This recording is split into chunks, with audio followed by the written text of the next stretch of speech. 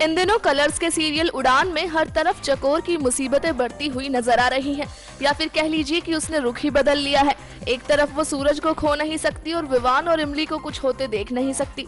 भैया जी उसे लाख बार समझा चुके हैं कि वो सूरज को उनके हवाले करके गांव वालों के साथ साथ इमली और विवान को भी बचा सकती है, लेकिन वो है कि समझने को तैयार नहीं। अगर आपने कल का एपिसोड देखा होगा तो ये भी देखा होगा कि किस तरह से रंजना सूरज को ताना देती है कि उसकी जिंदगी हो गई है चकोर की मोहताज।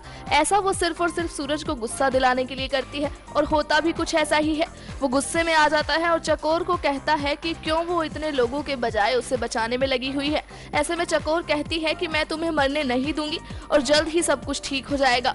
साथ ही चकोर ये भी कहती है कि जिस तरह से तुम मेरी परवाह करते हो उसी तरह मुझे भी तुम्हारी परवाह है। बाद में आप ये भी देखते हैं कि गांव वाले किस तरह से चकोर को समझाते हैं कि सूरज उनका दुश्मन है, लेकिन चकोर कहती है कि उनका असली दुश्मन सूरज नहीं बल्कि भैया जी है।